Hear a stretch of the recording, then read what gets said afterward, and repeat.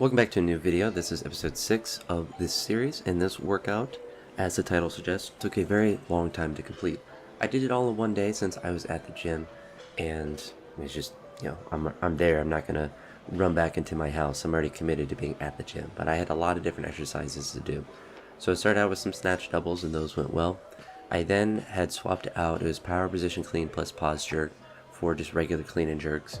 And when I start to do this, I think I should lower the weights significantly because the original weight that was going to be prescribed for two of the different variations that you could have swapped to, for the regular one, the power position clean plus pause jerk, and I think there was a different one, I forget what the exercise was, but they were both about at 100 kilos. And when I just went to regular clean and jerks, which was one of the options you could swap to, it had it at 125, which percentage wise probably makes logical sense, but just the actual weight was probably just too much because the idea of working with 100 kilos is that you're moving it faster and not putting as much strain on your body doing it, so you're able to work on technical things. So I'll make that adjustment in future workouts, so I'm not just absolutely destroying myself with doing lots of 125 clean and jerks when normally they would be about 100, because even though the percentage is going to be equal, percentages are relative when you're looking at the actual sheer weight that you're going to be working with.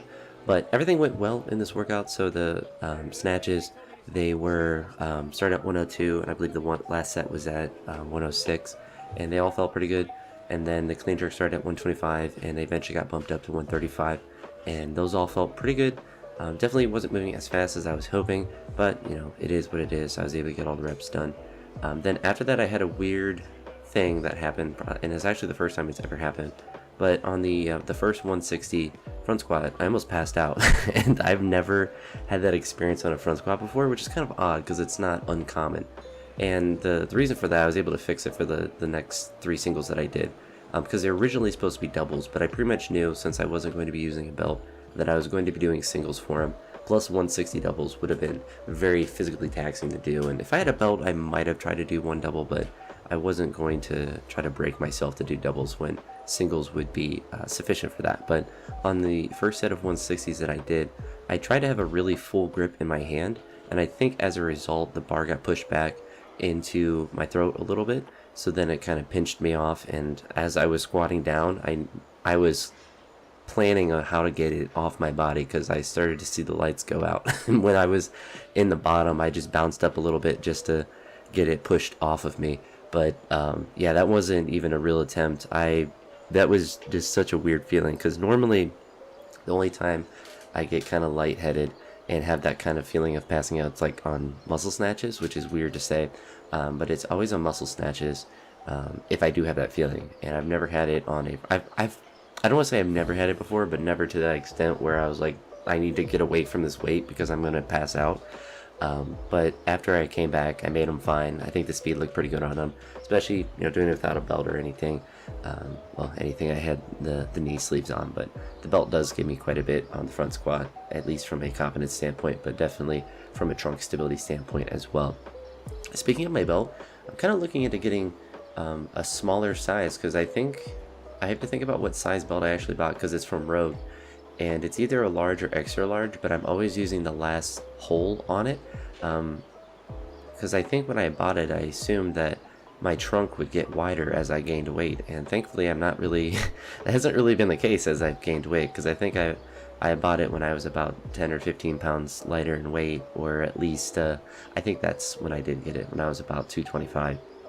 And as I've gained weight, even all the way up to the heaviest I was ever at, which I believe was 240, so 109, I never had a need, or I always had the ability, I should say, when I wanted it at its tightest, to use that last, the bottom loop. So I might actually have to get a smaller size, which is kind of neat. But anywho, that's a sidetrack from there. So I'm kind of looking at that, potentially getting a smaller belt, because I'm skinny at 230 pounds.